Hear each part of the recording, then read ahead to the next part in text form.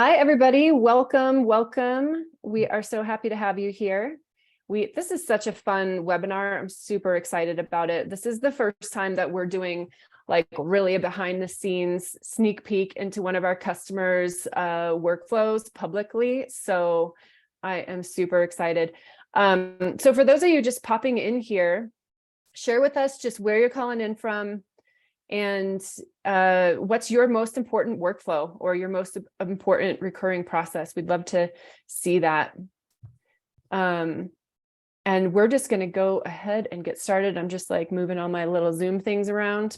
The usual. Is in place. That's right. So awesome. Welcome everybody. So good to have you here. Yeah, to go ahead and share in the chat. Also, it'll help us make sure that the chat is working, but just pop in the chat a quick hello and let us know where you're calling in from and what's your most important recurring process. Oh, chat's disabled. Beth, are you able to handle that? Oh, no. That would make sense. Thanks, Adam. I am working on that. Okay. Well, Beth is working on chat. Zoom. Oh, Zoom. We love you. While Beth is working on that, I am excited to introduce our guest today. So my name's Ann Perry, and I run our solutions consulting team here at Process Street. So our team builds workflows with our customers or for our customers. So if you are a Process Street user, or you're thinking about being a Process Street user and you don't have the time to build out a workflow, or you just want to kind of like get it done, get kind of fast track it to done, that's what our team is here for. So I'll share more about that with you later, but just to give you context on who I am. And Maddy Osman is here as our special guest. Maddy is amazing. She's one of my favorite Process Street customers. We met a couple years ago for process things, and I've gotten to know her and learn more about her business, which is really awesome. She is the Adam says Maddy for the win, while the chat is still disabled. He put it in the Q&A, and I totally agree. Thank you, Adam. But Maddy she's a best-selling author of a book called Writing for Humans and Robots. Our whole marketing team is reading this book. We've got a Maddy Osman book club going on internally at Process Street, which is awesome. But Maddy's she's a digital native with a decade-long devotion to creating engaging, accessible, and relevant content. So her journey from freelance writer to founder and CEO of the Blogsmith yielded numerous insights to share about content creation for enterprise business-to-business technology brands. She works with some awesome companies that I'll have her share a little bit more about. And her efforts and knowledge and expertise and wisdom earned her a spot in Semrush's and BuzzSumo's top 100 content marketers and the Write Life's 100 best websites for writers. Maddy has spoken for audiences at WordCamp US, SearchCon, and the Denver Startup Week. So we're very lucky to have you, Maddy. Thanks for joining us.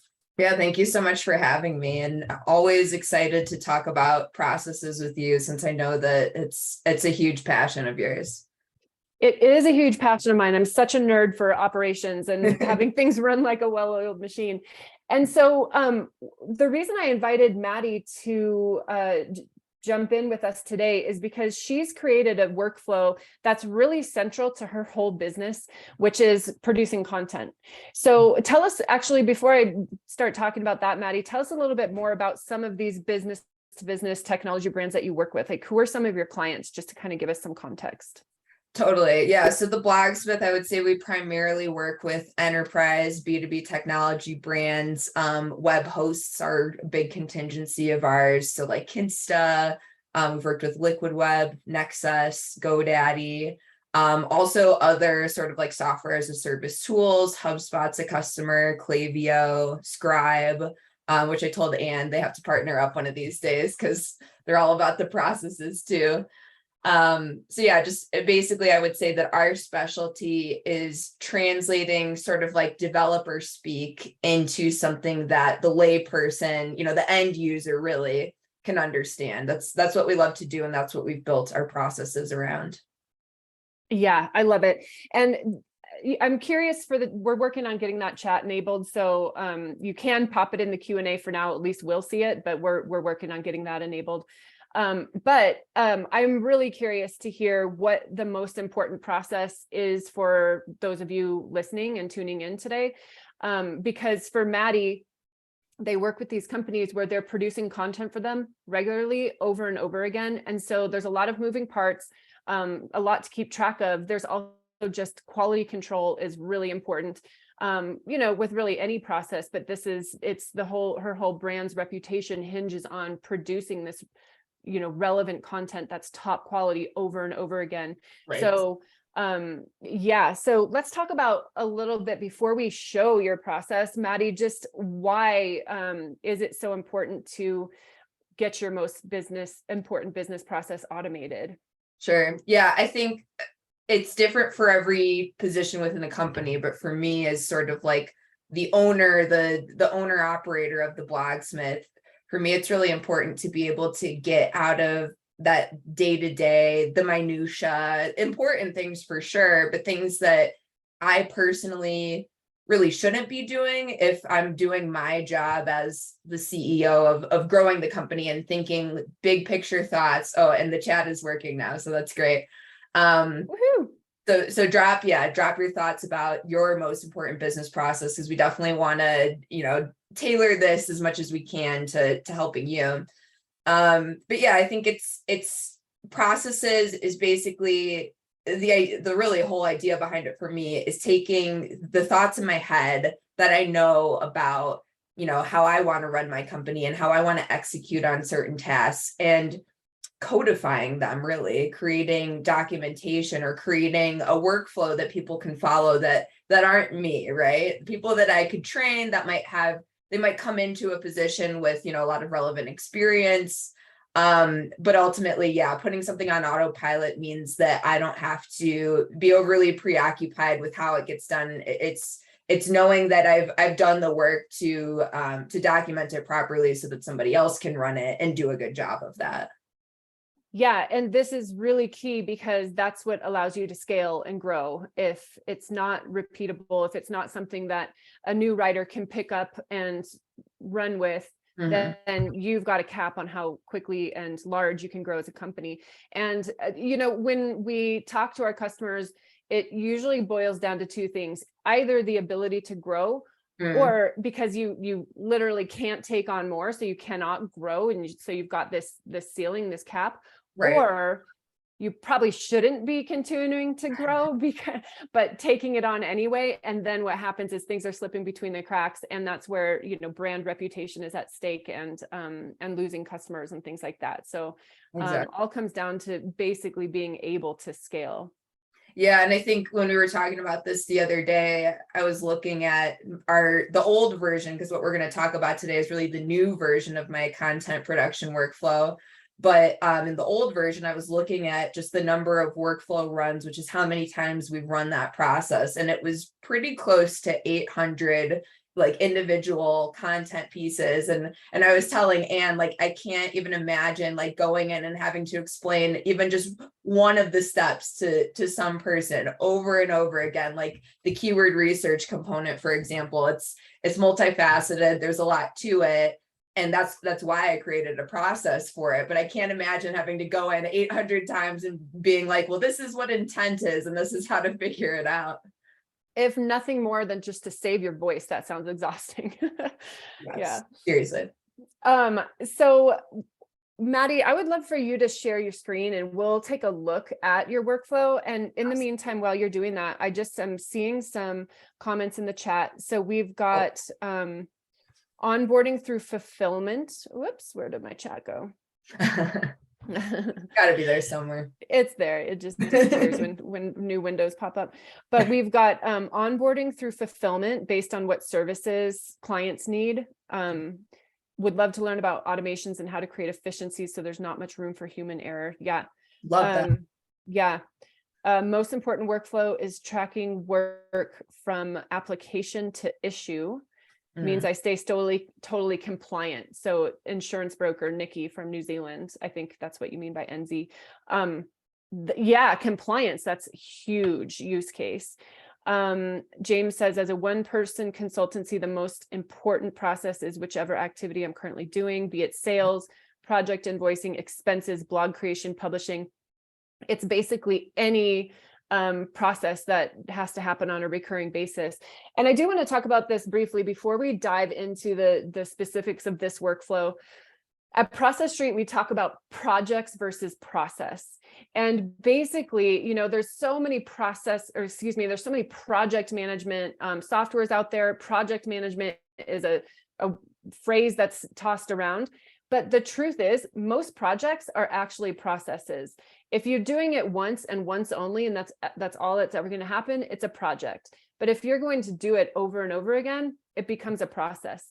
So when you take the time out of your business to work on your business and design your workflow, that's a project. But then it's a project like the first time you do it, but it's a project to then like create that as a process, which you can then rinse and repeat and make your life so much easier. So awesome. More use cases in there. We'll kind of peek back in there. Sales process, property manager, all of those repeatable processes. Oh, hey, Chris from Scotland. Compliance is huge. Yeah, absolutely.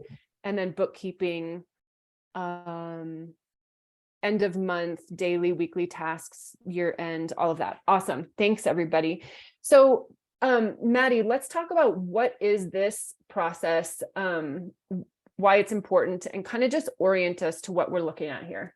Totally. So this process, and hearing what people are saying in the chats, it's reminding me of a lot of other processes I have. So like, this is like the main one, right? But all of those things that you've mentioned, sales process, onboarding, fulfillment, etc. Like, it's like, I probably have built one of those processes too. So that's why Process Street is such a great tool. It can really be molded to all these different things because it's based on these like sort of simple input fields and how you want to use them. And that really is why I think it's better than a project management tool. It really comes down to your use case. And I couldn't find a project management tool that worked around how my brain works, I think.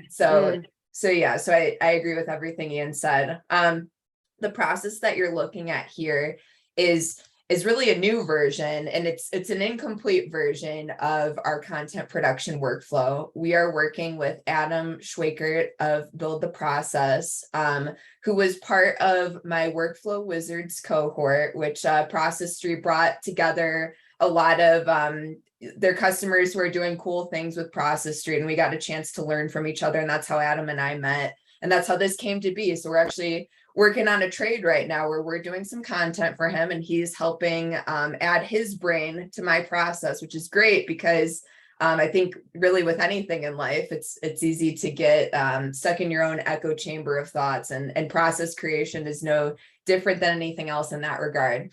So this process is how we create almost every piece of content that we're creating, whether it's for Blogsmith as a client internally, or any of the clients that we work for.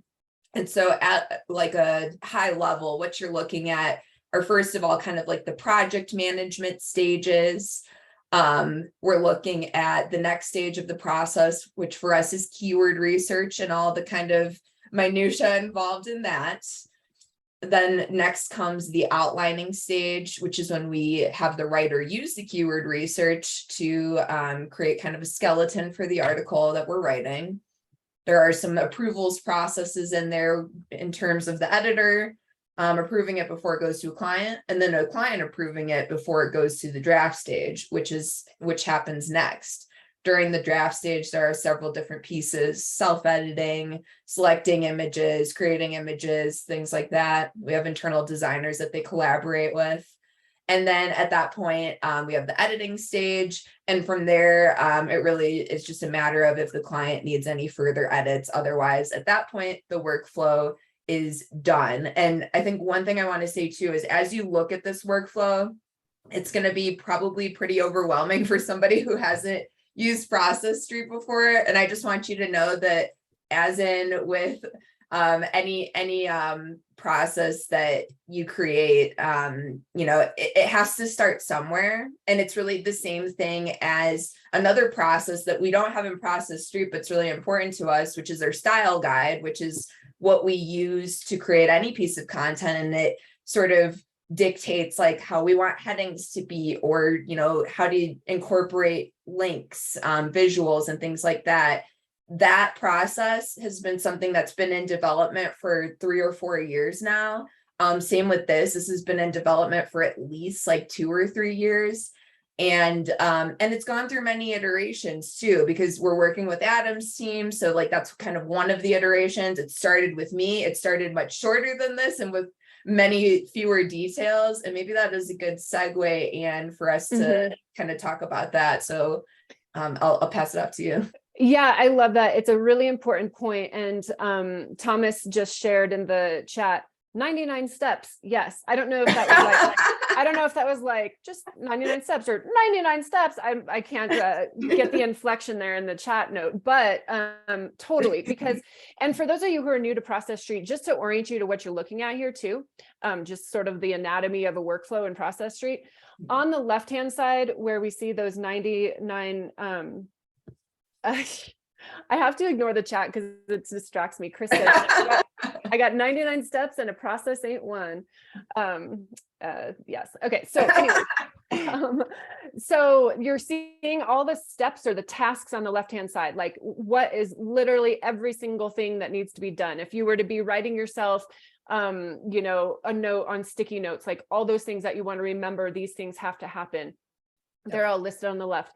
And then on the inside here are all the details. So that's a lot of detail right there within a task, but you can put as much or as little detail as you want. So the simple way to think of it is the left side has the to do, and the middle there has the how to. And to Maddy's point about, this particular process has been unfolding over the years.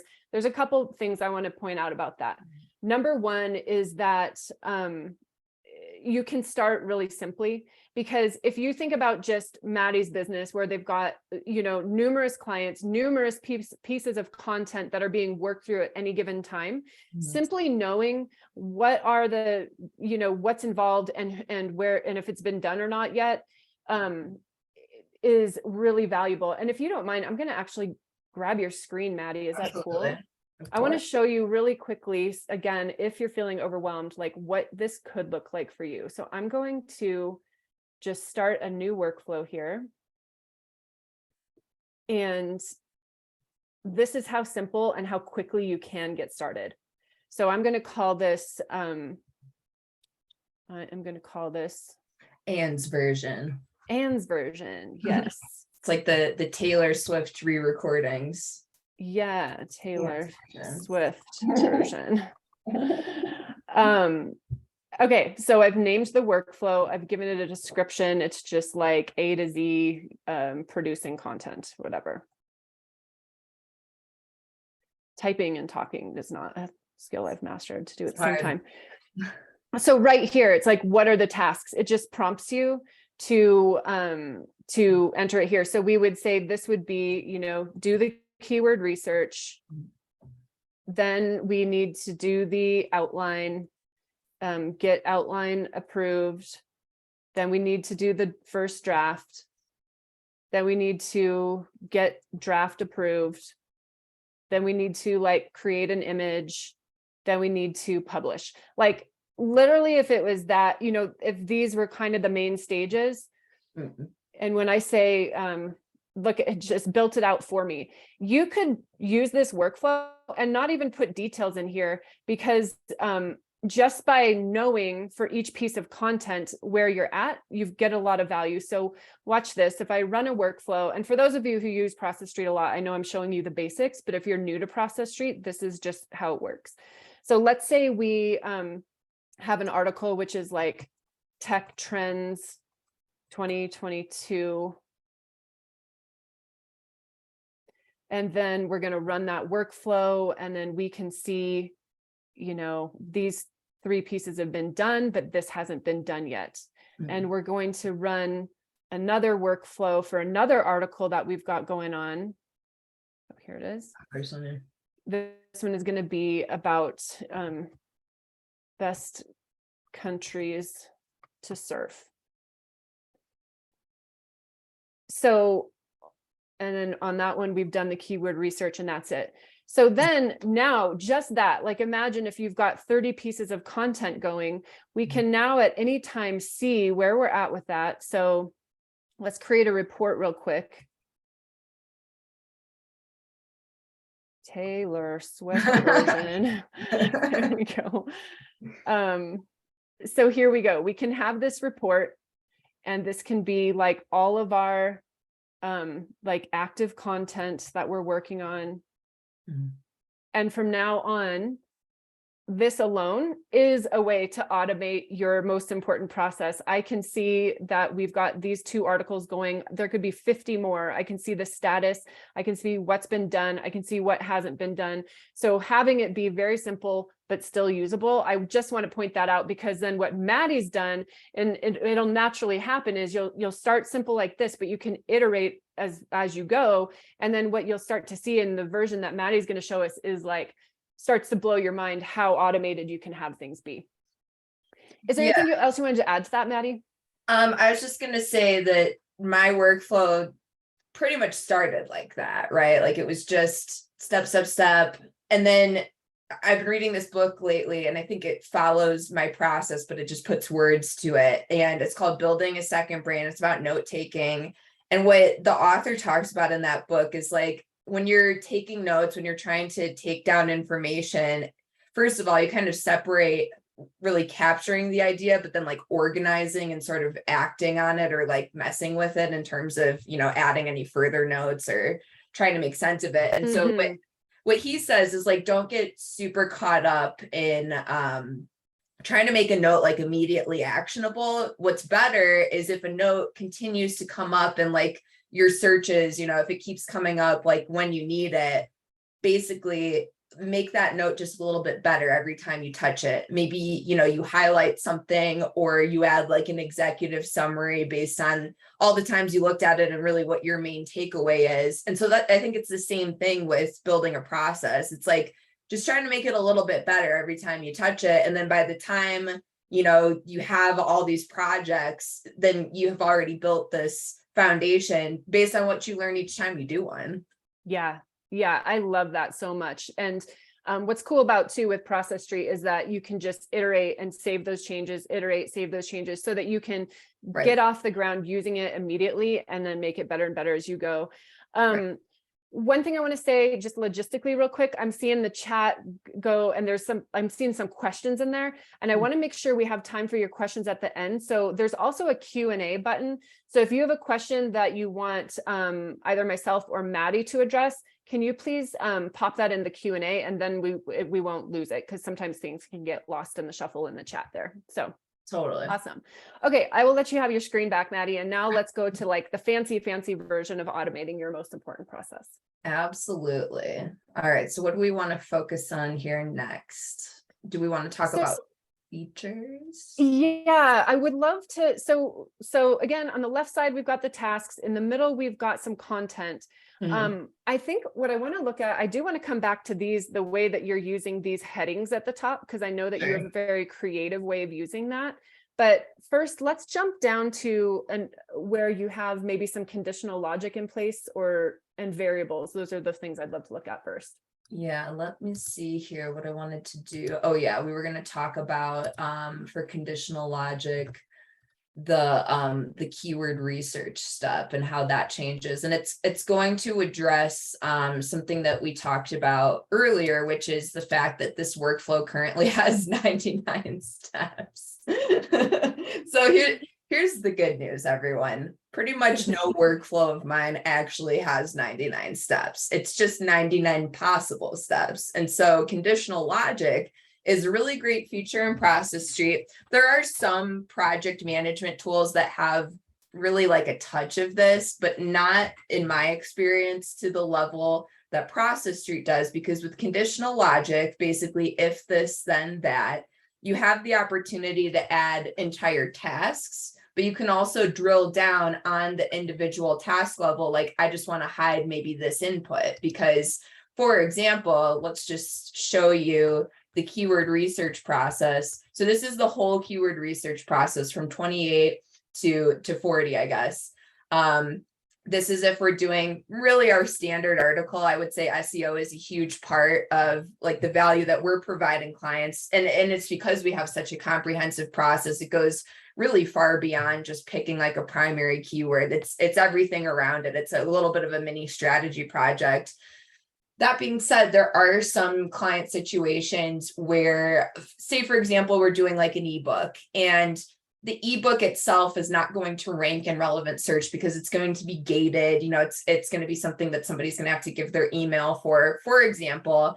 We're still maybe going to do some keyword research because it is part of the topic ideation and research process, but it's not so much to find keywords to rank in relevant search. It's again, more just about the research. And so because of these sort of like different scenarios that can happen, we have this option here where we can change the level of keyword research. We could say, no, we're not doing any keyword research. And then you can see that those tasks have disappeared. Or alternatively, we could say, we're going to do like that ebook level of keyword research where we do need to do some of these steps, but we don't really need to do the full process all the way through. And so that's why we've really thoughtfully tried to design this workflow around really the what ifs. And another what if that is affected by conditional logic is, are we doing an outline or not? I would say probably 85% of the time we are doing an outline. It's something that clients like to see. Some clients don't really get involved at that stage. They kind of just, give us topics and tell us to run with it. But certain clients do want to sort of check direction before we get to draft. And that's really the most effective way. It's the most effective stage to do it at before, the details are added in and the text is sort of fleshed out. And so I don't know if it's on this step, but there is another PM input here where we can adjust so that all the outline stages go away. So that's, I think, one big way that we use conditional logic. It's to really custom tailor this workflow to that very specific project. I guess one other way that we might do it, this is another thing that we could talk about. So we have these add-ons. And so it's like, not every piece needs every input, as we've already discussed. And so we have add-ons, for example, like let's say that we want to write an expert roundup for a client, which might mean that we're going to use this tool called Help a Reporter Out. It's basically something where you submit a question and then other people can share their insights, and then you can use their insights in your content pieces to like oversimplify it. So if I add in that expert roundup add-on, you can see that now these additional tasks pop up in the place where they're meant to be, which is before we do the keyword research, before we do the outline. We have a couple other add-ons here, and you can see how they populate there. And again, it's just kind of like those extra things that are probably going to add some time. So it makes sense that they're going to be early on in the process and just something to think about as we get to those other stages. So yeah, those are kind of, I would say, the main ways. There are definitely other ways that we use conditional logic, but I think that that's one of the most effective ways, is to make this workflow without having to create new workflows just for those things. I can use the same workflow. Yeah, that's articulated so well. And this is a really important piece of having your business processes automated, because with Maddy, she's hiring different writers all the time. So you kind of mentioned Process Street being a bit of a training tool, or like holds your hand as you're learning the process. And then it's also the thing that just reminds you. It's like, it also serves as your sticky notes to make sure, like, did I do that? Did I do that? Did I do that? Exactly. Without the fact that you can adapt it is important, because when you think about just the end user, anybody from your company should be able to answer the question, did they purchase package A, B, or C? Right. And then that they know the answer to that question. They may not know all of the things that are involved to do that. My sister gave me a good example. She is an employee onboarding specialist at a hospital. So they sometimes onboard doctors, sometimes it's lab assistants, sometimes it's admin people. Sure. If it's a doctor, there's this whole other, set of things they need to do. If they're from out of the country and they're a doctor, there's like a whole other subset of things to do. And so she knows that, but she's also been working there for however long. So imagine if a new person comes on board, that information is not transferred to them. So the time that it takes to get a new person up to speed to just know the differences, a lot of time can be saved there with using conditional logic. And then the other thing is, like, let's say you just include it all, but then you're like, well, if it's not relevant, I can just skip past it.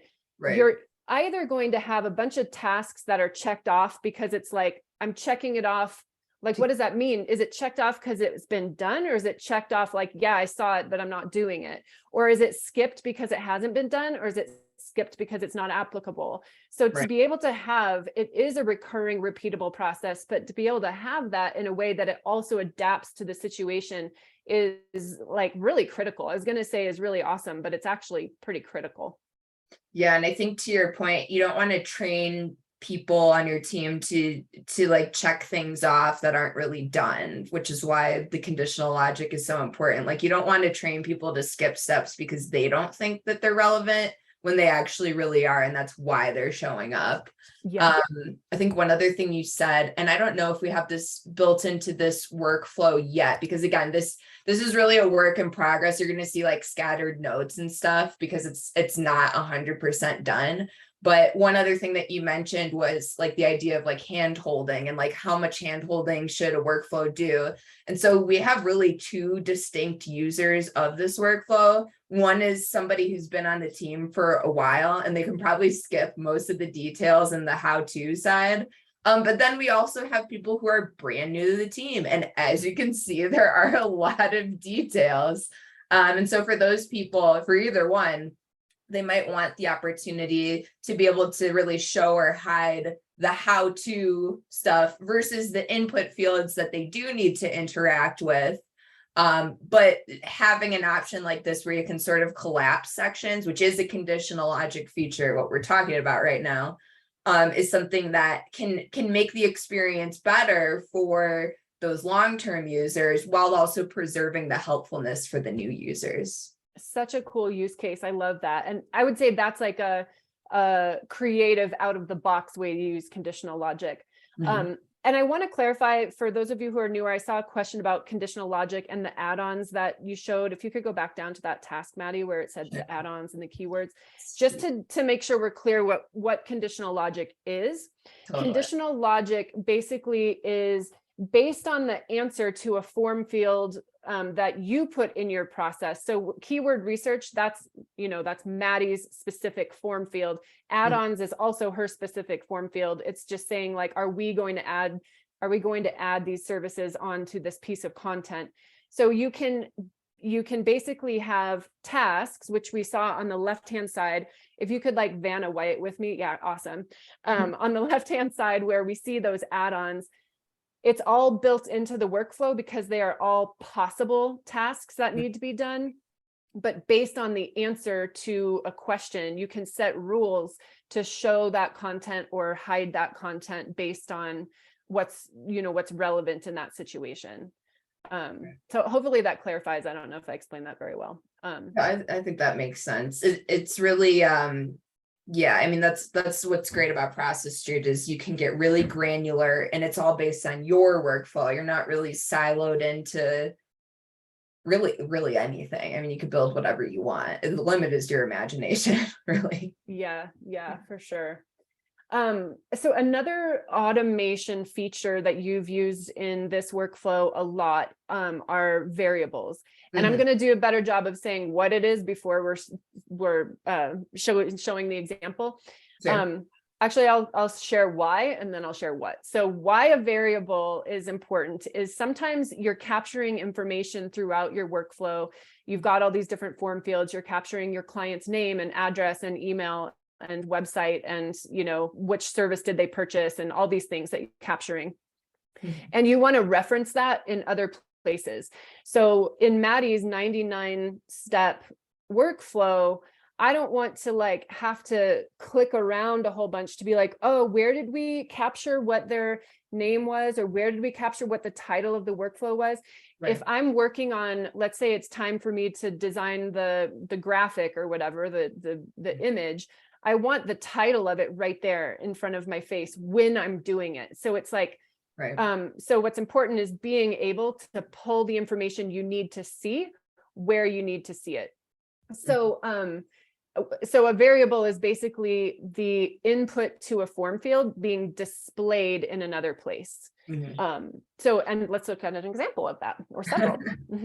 Yeah, so the brief details is a great one because we built this out in this new iteration so that it's like at the very top of the workflow, just so that everybody here knows, we built this workflow, I would say primarily with our writers in mind. There are a lot of people that interact with it. We have editors that interact with it, keyword researchers, account managers, project managers, but the one that we want to have really like the easiest workflow and that we really want to cater to are the writers, because they have the most details that they have to incorporate.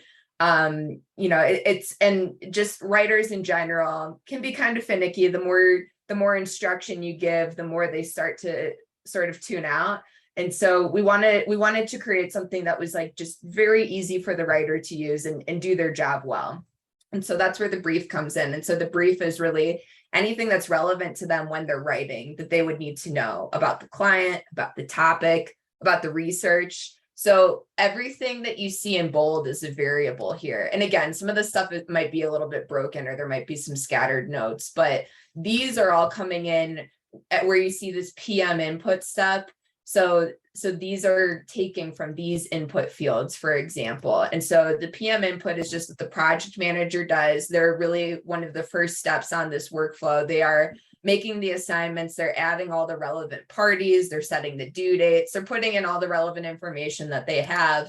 And then as far as the writer is concerned, anything that concerns them is on this page, but we don't, to Anne's point, we don't have to like rewrite this. We don't have to sort of like copy, paste, and grab it. It is just flowing that input in here. And I can also flow it in on other steps too. Like maybe there's a view for the editor, where it's like, okay, for example, I guess another thing that we could talk about is this change log, which is something that we decided to implement based on anything that changes the direction in a topic after it's been assigned, and creating a central place where we could see those changes, the writer, the editor, the keyword researcher, etc. And so this change log, we actually flow into some future steps where we're talking about, okay, now you're starting the outline. Did anything change, from the time we did the keyword research? Like maybe we decided that the original direction just doesn't really have a lot of potential keywords to go after that this client can realistically rank for. So maybe we want to take a new angle that we found. And so that's going to affect the outline or the draft, or, future edits too, is another thing that we could capture here.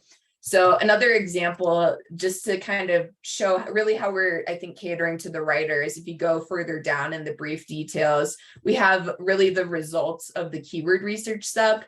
And as you've seen, if you go over here, there's a lot to it. And I'll just, click into one and you can see there are a lot of different input fields. There are a lot of different directions that we're giving. This one's probably a more simple one, but we're basically condensing these steps into the brief so that it's just the output. It's not any of those extra details. It's not any of those extra screenshots that they don't need for context, because it's not for the writers don't have to worry about how the keyword research happened necessarily. They just need to know what affects them in creating the final product. So I just put in, some like random answers here, but this is kind of what it would look like in terms of like translating the keyword research into something the writer can use without any extra details. So yeah, those are just a couple, I think, of the ways that we're using variables, but we use them really for a lot of things. And I think, when you think about automation, or what it really comes down to, the benefit of automation is reducing human error. And so instead of having to copy and paste things, and maybe you miss a character and maybe that messes something else up, or maybe it changes the meaning of a word unintentionally, we're eliminating that by using variables. Yeah, Yeah. And for those of you looking at this who are just like, oh my gosh, this is so overwhelming / impressive. It is really impressive. And this is a pretty advanced use of variables. And for those of you who are like on the more advanced side, this is also, like how she showed us the show or hide instructions and the conditional logic. Right. I'm going to grab your screen if it still lets me. Sure. What Maddy has done right here with these headings, I said I wanted to touch on, is also really a creative use of headings. So, and I say headings because if it's in bold, it's a heading. And for the most part, the purpose of a heading is to just kind of like separate the sections of tasks. Right. It's like lets you know what stage you're in or what category you're looking at. Right. And by the way, just quick reminder, if you have questions that you want us to actually answer or be sure to answer, pop them in the Q&A so they don't get lost. But right here, what she's done is created like a whole, it's almost like a table of contents, which is really cool. Like here's the brief and the SEO details. Here's the changelog. Here's quality assurance. These are the key dates. So you can just quickly reference them. And these are also pulled through as variables because Right. these dates are set somewhere else. These are the assignees. These are the contact details. So I've actually never seen somebody build it that way, but this is where, again, it's like to your imagination. This is really cool where it's like, this is the summary. It's almost like a report, like just a PDF report, Right. just for visual. And then all of these are the tasks that are being done. And that's a really good point too, Anne, which is in one of our workflows, which is like our client intake process. We recently moved it to Process Street from like a form builder sort of thing.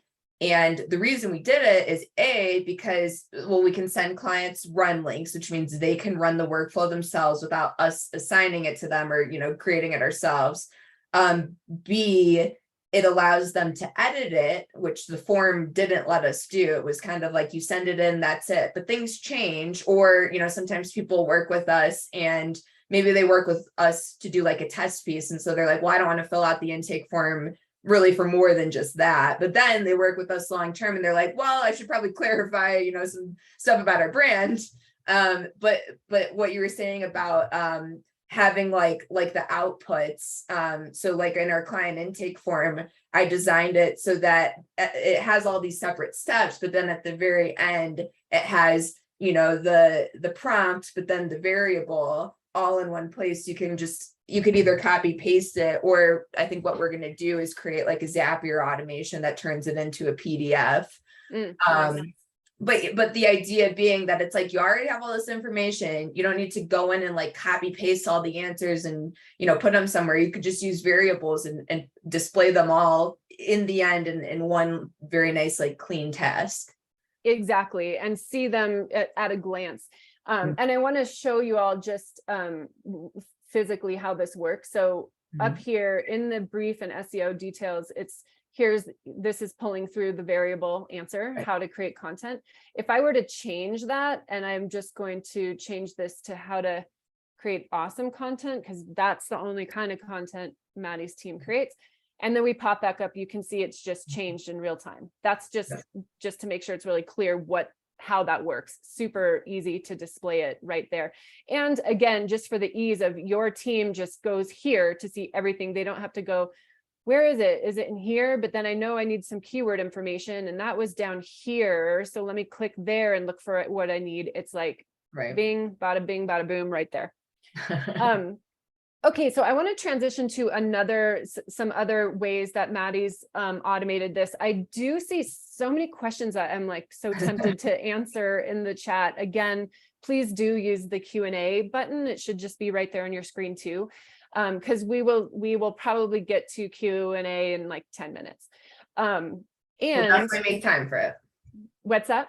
We'll definitely make time for it. For sure. And I just want to point out one comment I see. Tila says they like the use of emojis and headings and steps, which I totally agree is just like another clever way to make the workflow feel friendly and fun. But also I know that like you use different emojis to kind of symbolize different things. It's almost like a key. Will you share more about that?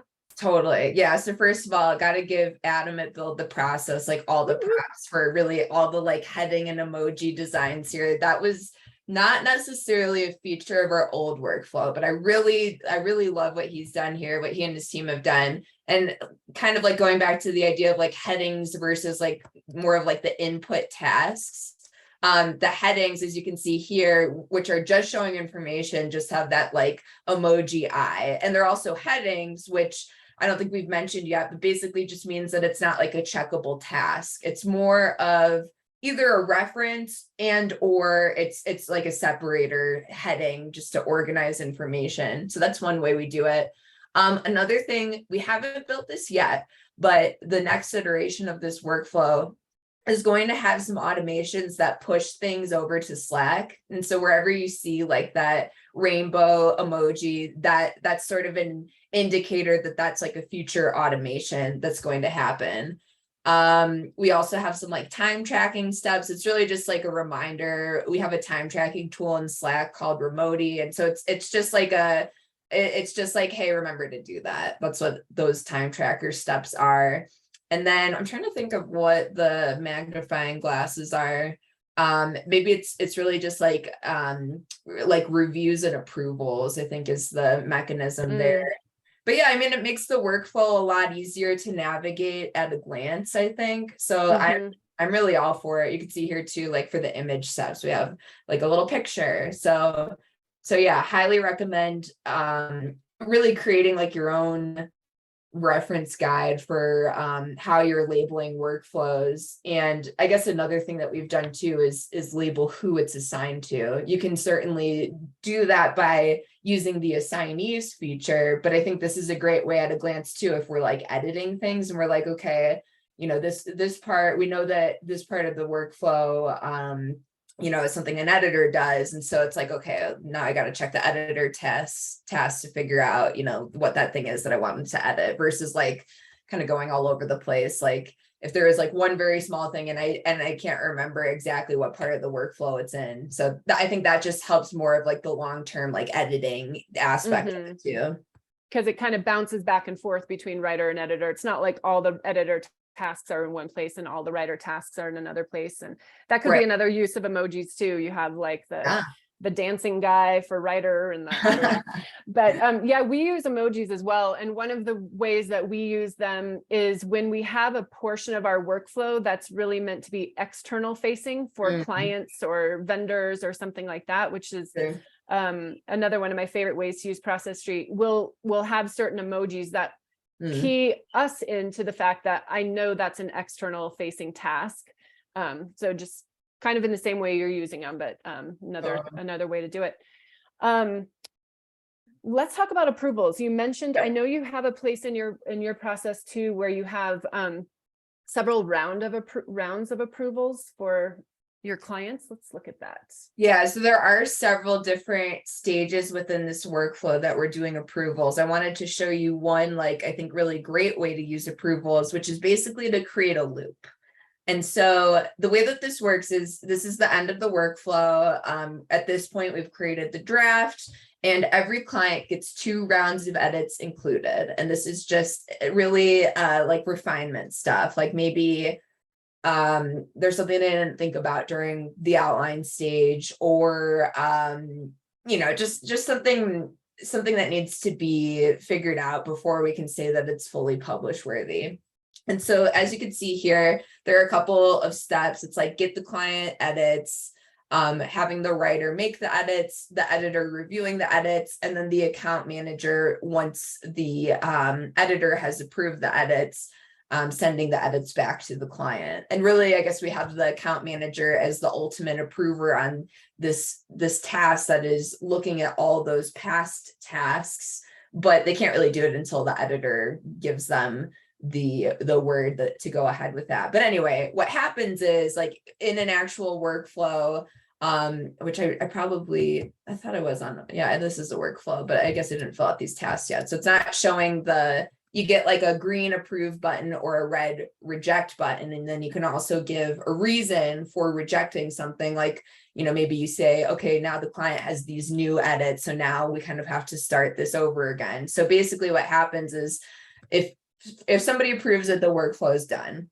But if for example, we need to do a second round of edits, then the person approving it would fill in that box with those edits, the comment to go with the rejection, and then we would just start this process over again. And we can continue to do that if direction continues to change, or more details need to be incorporated. That's another thing that sometimes happens, is a last minute thought that just wasn't thought about during the outline stage. So I think that's a really great use of approvals. I think for us, it's also a matter of, like, for example, we have this senior writer review step. And so what that means is, like, sometimes we have a writer who is new to a client, and we have a writer on staff who has done a lot of pieces for that client. And so sometimes it's helpful for the editors. They know the clients pretty well, but the writers are the ones who kind of like live and breathe the details of the clients. And so we have this extra step where there is a conditional logic thing earlier in the workflow that says, like, do we want a senior writer to approve this? And there might also be a step that triggers this, that's something to the effect of, like, is this a newer client that we just want to have extra care with? And we might have a senior writer review it, even if they're not familiar with the client, just because it's another set of eyes. And so, yeah, this step is really just an extra level of quality control, and another approval that, just make sure that we're really delivering, like, the best product that we can to a client. And certain things just need extra levels of care, which is why conditional logic and approvals are great features to have. Yeah. And I know too that one of the things that you have in place is, so some of you might relate to something like this with clients where scope creep or iterations, it's like it's sort of designed into your contracts, right, that you get 2 rounds of requested revisions. Right. And so the approval loop is using an approval feature is cool, because you get to see how many times did it go through that loop, and Right. you could say, oh, this has already gone through the 2 revisions. We're happy to make that 3rd revision, but it's, that costs this much or whatever. Right. Yeah. Awesome. So what I would love to do, because I know that there's tons of questions in the chat. I haven't popped into the Q&A yet, but I would love to shift to Q&A. Sure. I am going to show my screen again real quick. All right. Because I want to show you how you can get in touch with Maddy and how you can get in touch with me. So just a few things to cover here. So Maddy is at the blogsmith.com. She has been generous to show us the behind the scenes of her content process. If you are a B2B tech company, that's who you mostly work with, tech companies in the B2B realm, right? Yeah. And you need support producing content.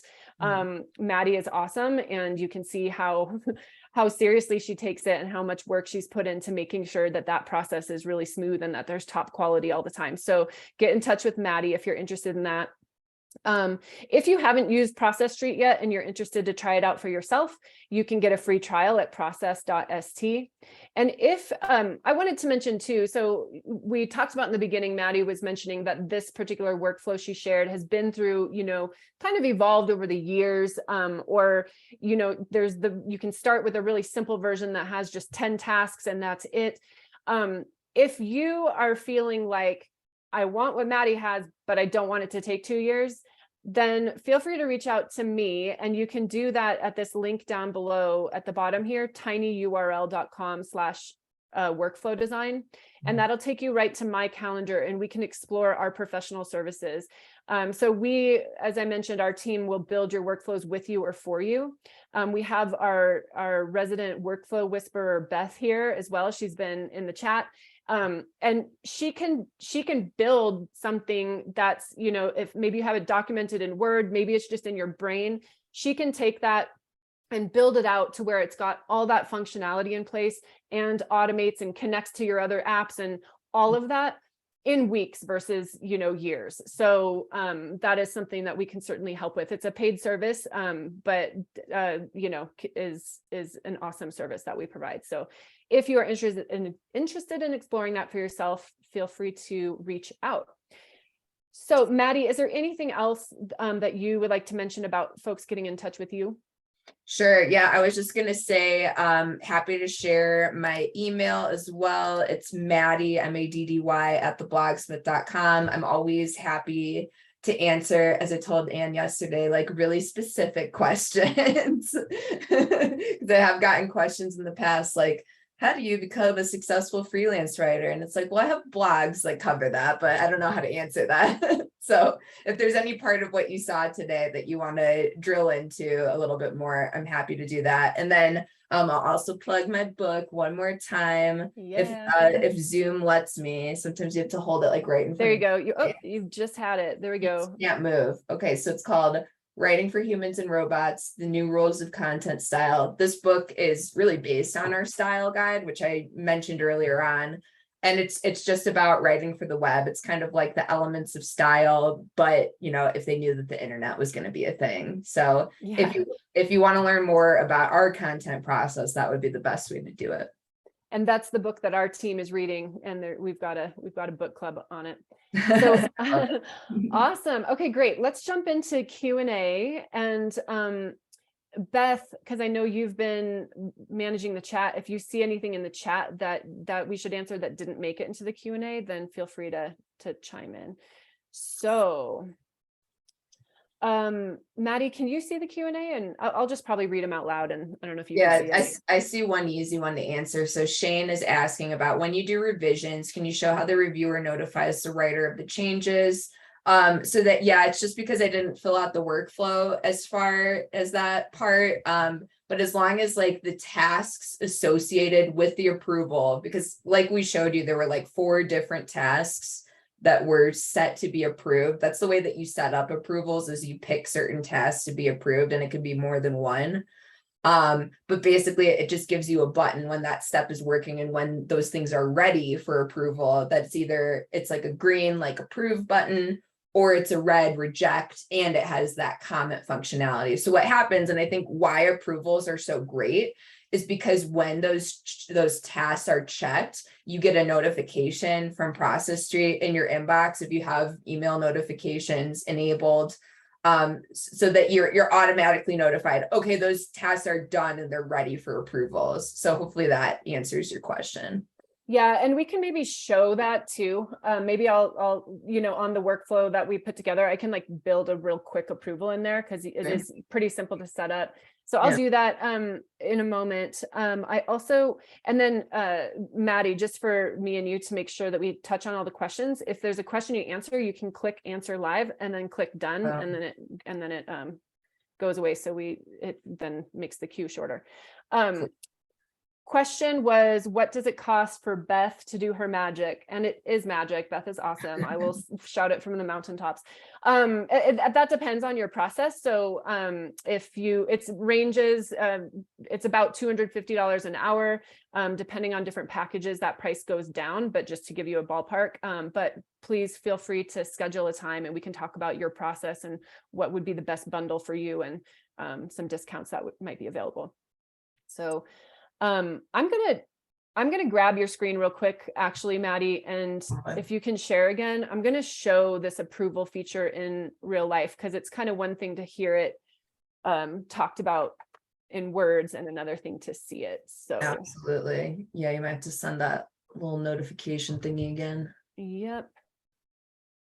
There we go. We can do Zoom things. Okay, so I'm gonna actually go to the workflow that I had. The Taylor Swift workflow. Taylor's version. Okay, so here we go.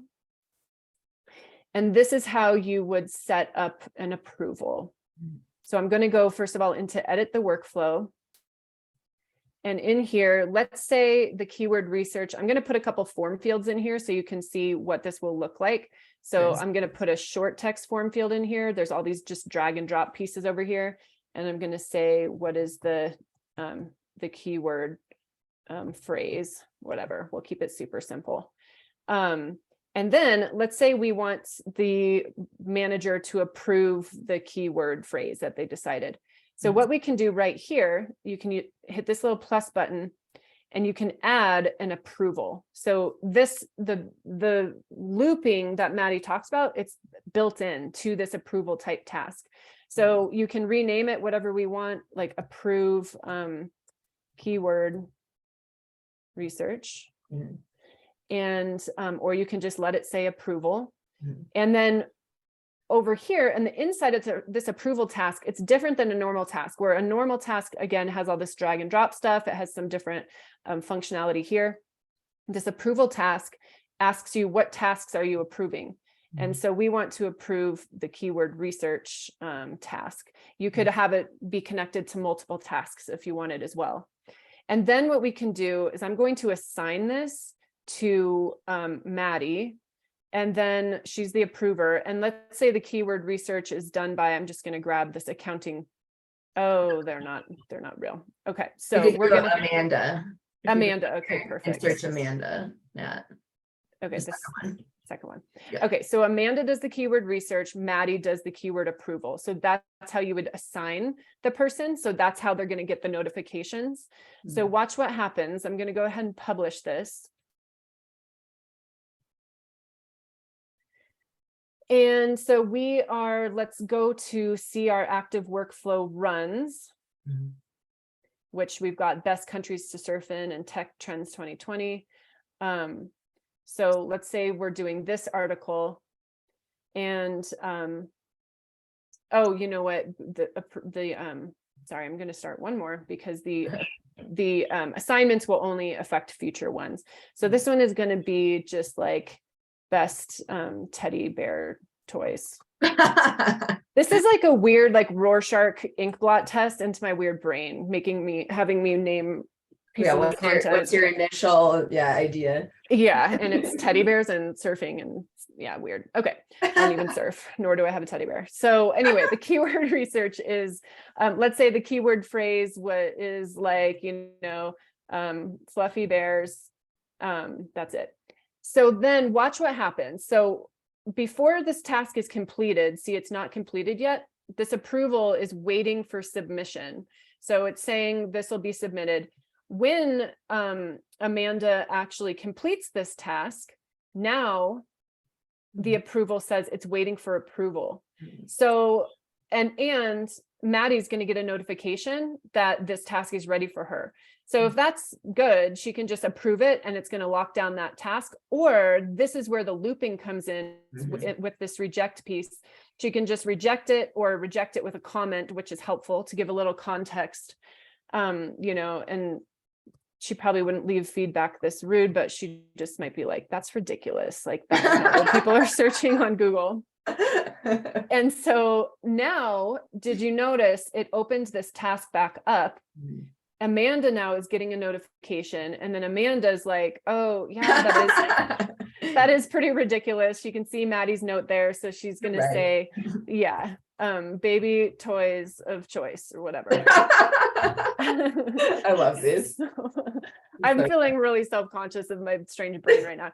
So then she completes the task again. It goes back to Maddy for approval, and that can literally go on for as long as necessary. As many, horrible keyword phrases are spouted out, Maddy can continue to reject it. And then when it's finally complete, and then also, sorry, just real quick up here, you can, oops, I think my Zoom is covering it. What part you looking for? Oh, I wanted to see where it shows the activity log. But because you can see the like where it is. I don't know why I'm not seeing that right now. Anyways, so Maddy could then finally approve it, and then watch what happens when she approves it. It locks that task down. So that's helpful sometimes too. Like, let's say it's somebody who's like requesting to purchase some item for the office that's $5,000, and you want that locked down so they can't come in and be like, actually it was $10,000. Like, that's locked down. So another use for approvals. Definitely. Yeah, awesome. Let's jump back to the Q&A. So Kimberly asks, and I saw a couple people ask this, will this template or something similar be available? Maddy, I'm going to let you take that one. Sure. Yeah, because it's something that I've put a lot of like time and energy into. It's not available for others at this point. There might be a point in time where I'm interested in selling it. So if you want to get in touch, again, my email is maddie@theblogsmith.com. And just to reiterate again, like if you have like really specific questions, I'm really happy to help however I can. So just send me an email, and if there's something that I can help you with, then I will. Yeah, awesome. And Stephen asks, Maddie, do you clone this process for every new client? So that's an awesome question. And how that works is, yes, like, so you build your workflow once, and then every single time you have a new piece of content, you can do this like via an automation, or it's just new, run a workflow, and you're running we'll just do the Taylor Swift one again, but she would run that workflow every time. I'm not even going to put something in here because I'm too self-conscious, guys. Teddy bears. Teddy bears. Something.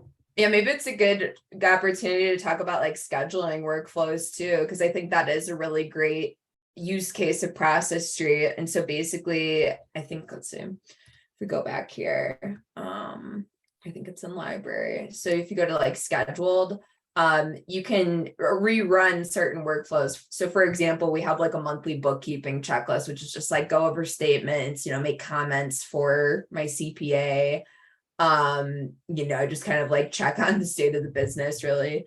So that's something that has to happen every month. There's also certain workflows where it's like certain departments, like their daily checklist. That's what, like this AM PM one is, for example, or this like invoicing and subcontractor payment one is. So that's something that runs like on a daily basis. And yeah, there are a lot of ways that you can automate workflows. Another thing that's kind of cool is like the share links.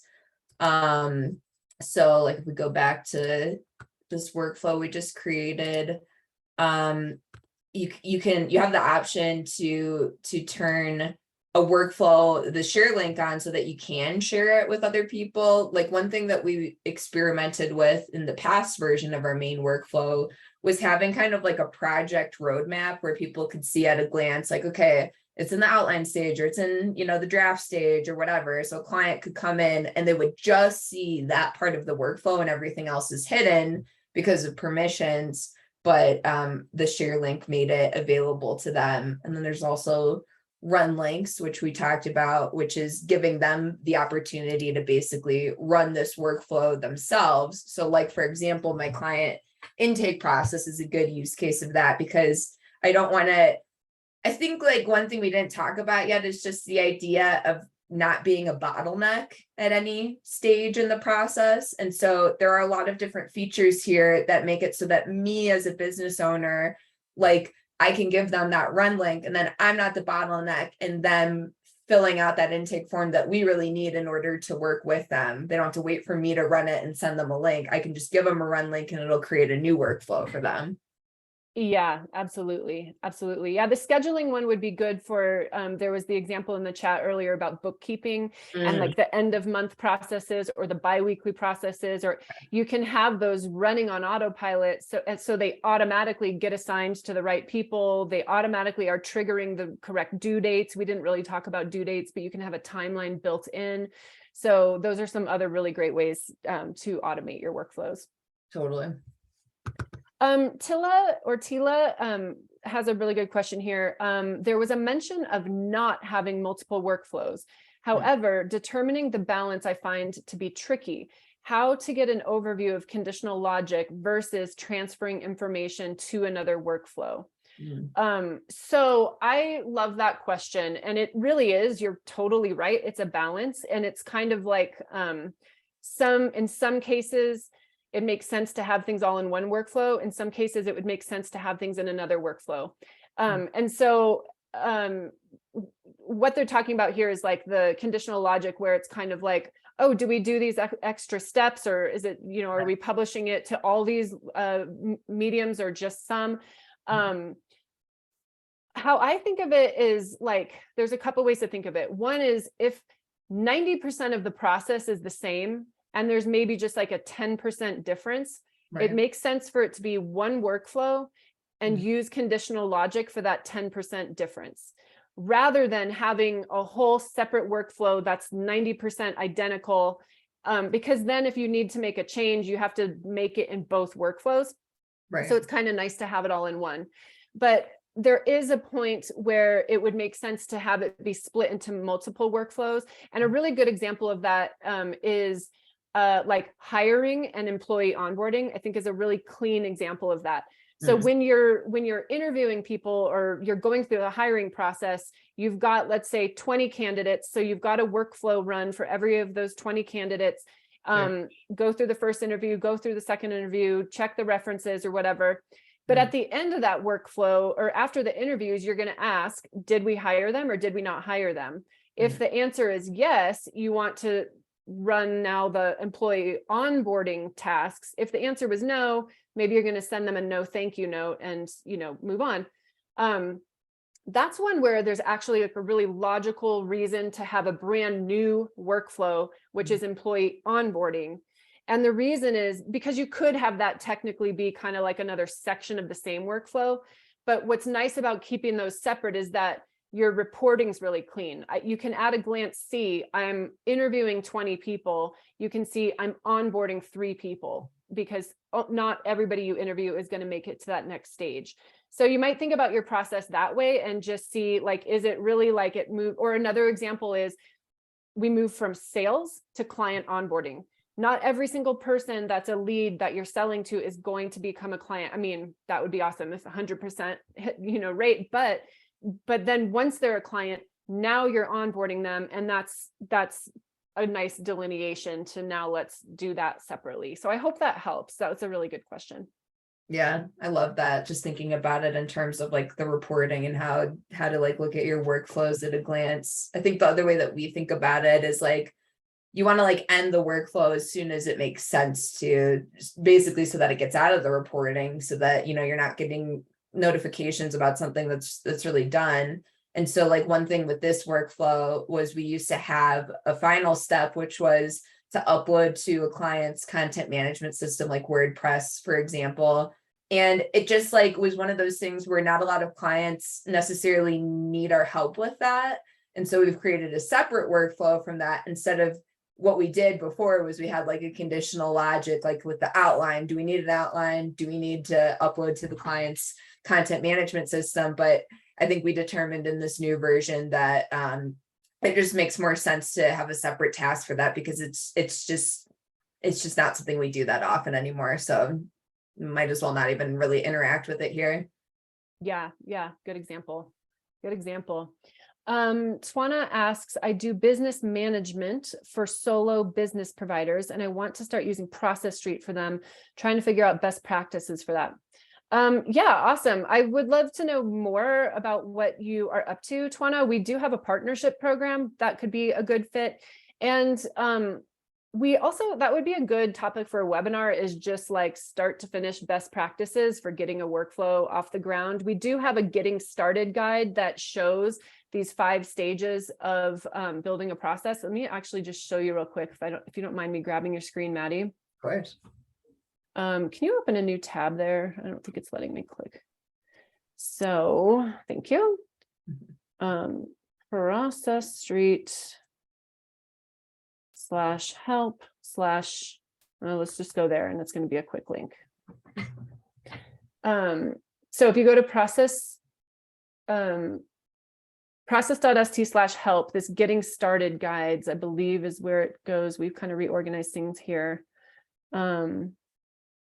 Getting started guide. There's like a general getting started guide. Maybe here it is, probably this.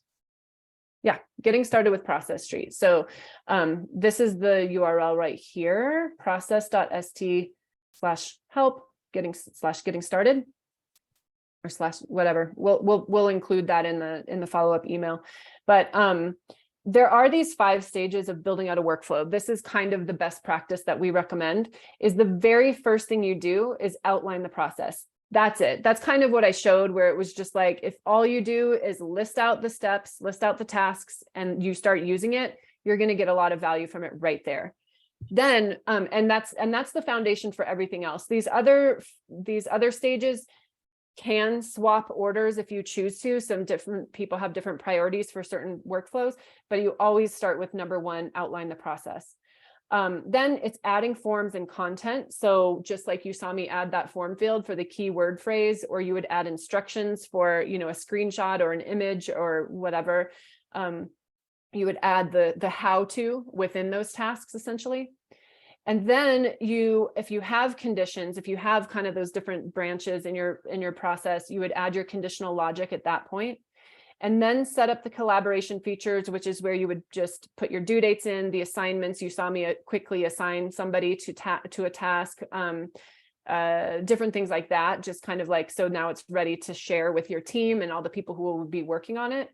And then the last stage is automation. So, and what we mean by automate here is like integrating Process Street with other applications. Like as soon as a lead in your CRM is tagged as a client, they've gone from lead to sold, it kicks off a workflow, for example. Or I spoke with somebody this morning who, as soon as an employee in Bamboo HR, which is their HR platform, is tagged as terminated, it launches the employee offboarding workflow. Or like, there's so many ways, like you basically, by the time you get to this point, you're like, what are all the things that would be even better? Like, how could this happen magically? And also this is where Beth can help as well. So if you are interested in us building out for you, but that's how we approach it. So that's kind of the short answer for best practices there.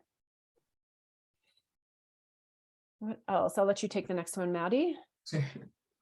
Let's see.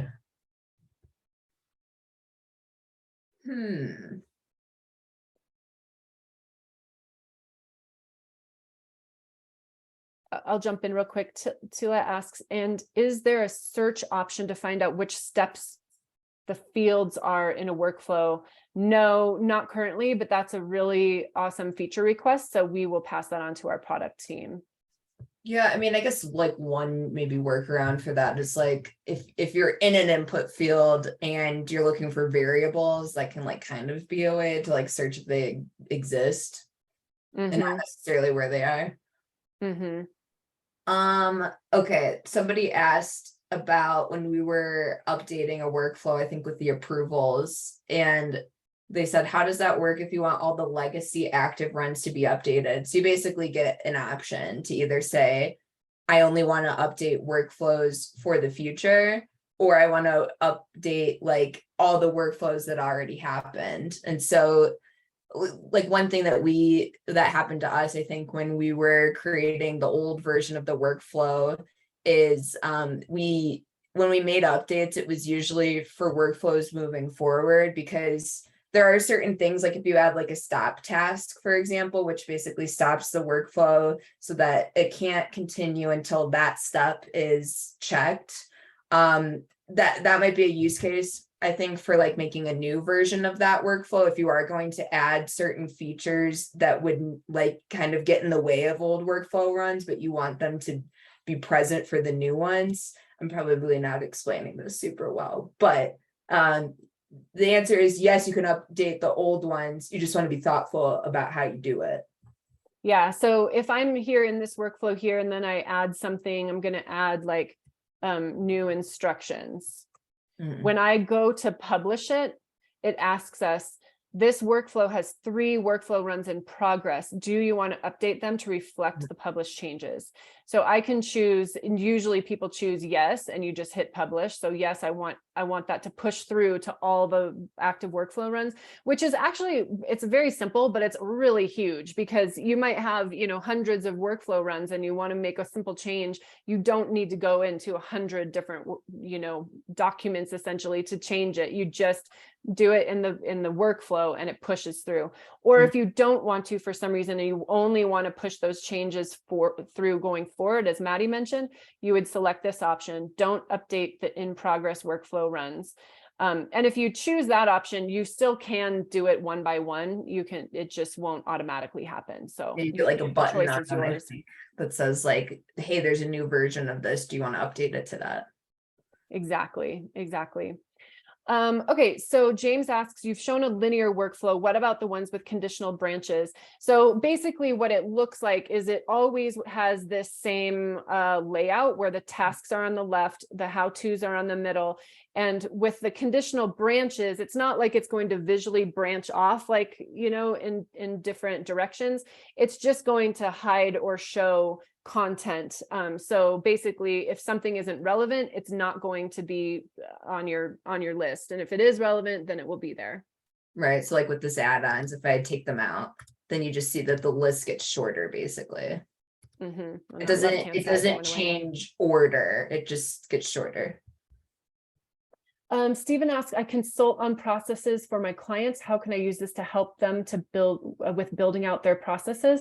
Yeah, so we're happy to have a conversation about that. Again, the partner program might be a great fit for you. You can email me. It's Anne, ANNE @process.st, and I can get you pointed in the right direction.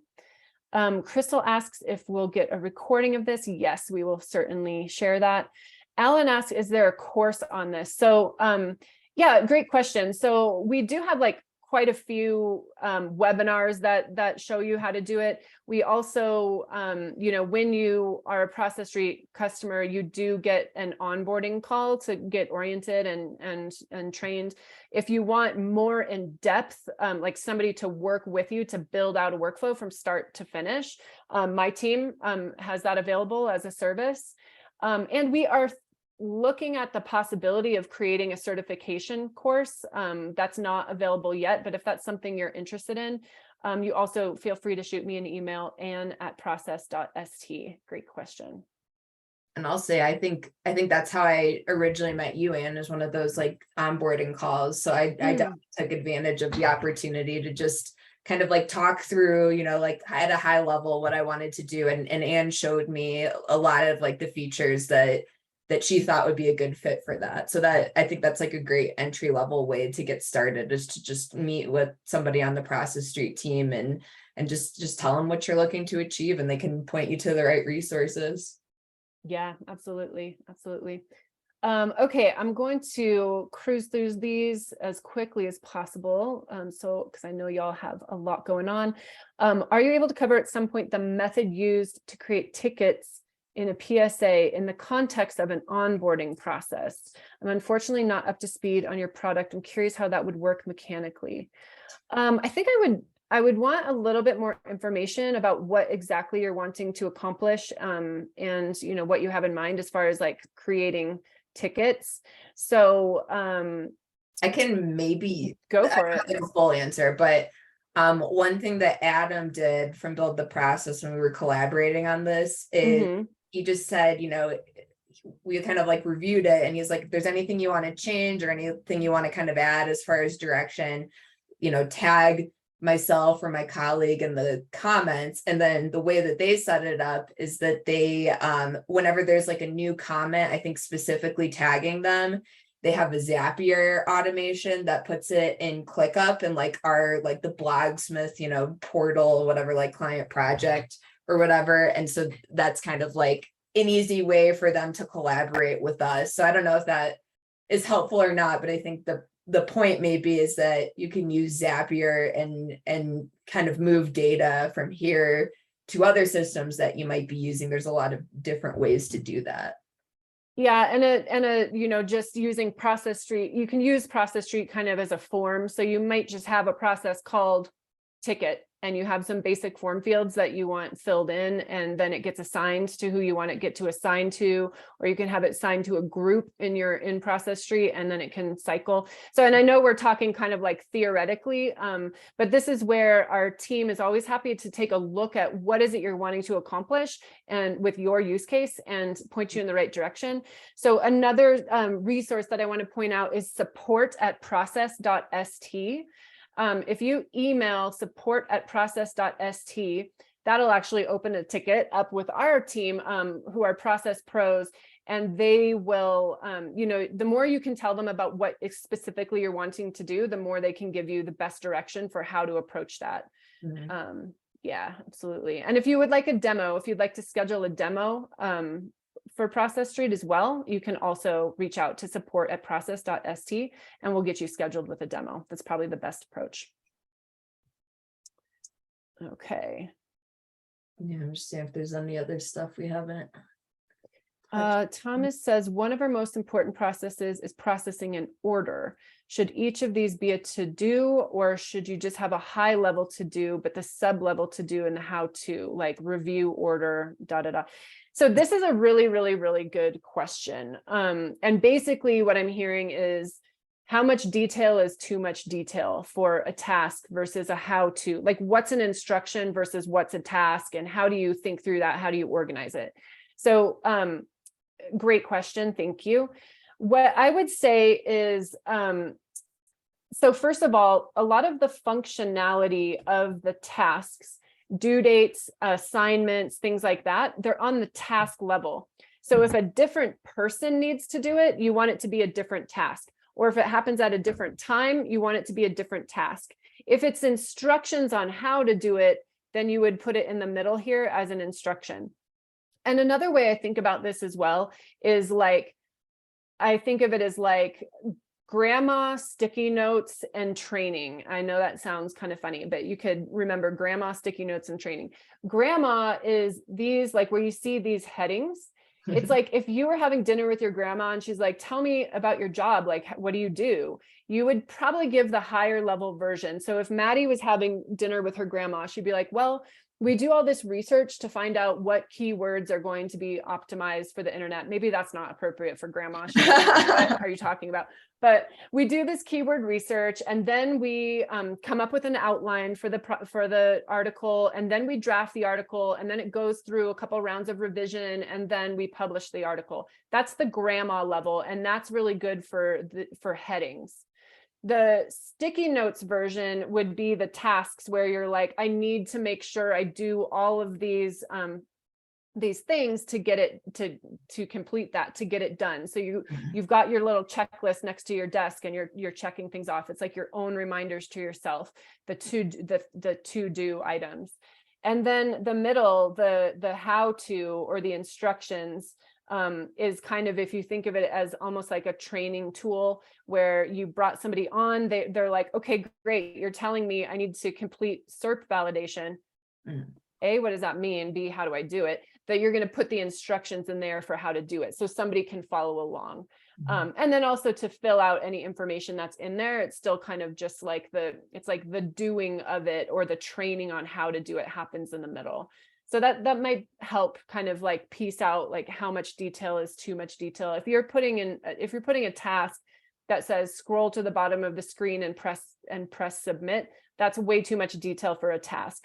But if you're putting something in an instruction that's like, design the brand, that's way too vague for an instruction, and that's probably a heading with a bunch of different tasks underneath it. So hopefully that helps with the little guidelines there.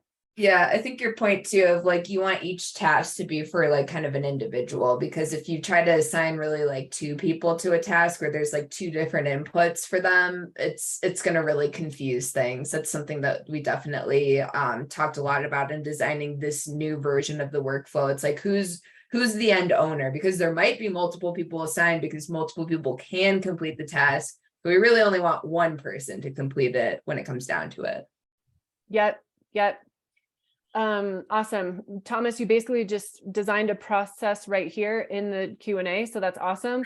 Review order, check fraud score, check shipping type, check notes, check availability. Like that's perfect, right? And then as you start using it, you might find out that like, oh, this should be split into a couple tasks because there's an approval there, or because multiple people are involved or something.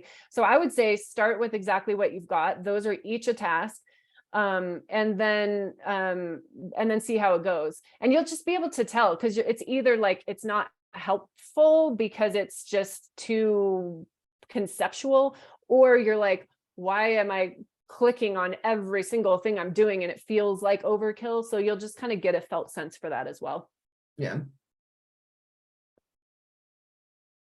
I think we got at least most of the ones in the Q&A. Yeah, there's a lot of these kind of cover similar questions. So I think If there are any burning questions that you have that we didn't cover, so first of all, just to reiterate the resources we have for you, I'm going to go ahead and share my screen again. Sure.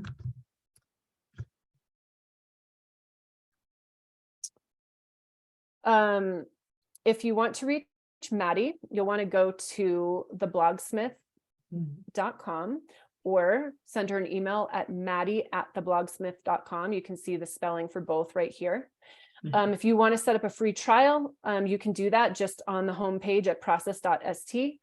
If you'd like to set up a demo, please send an email to support@process.st and they'll get you hooked up with somebody who can give you a customized personal demo.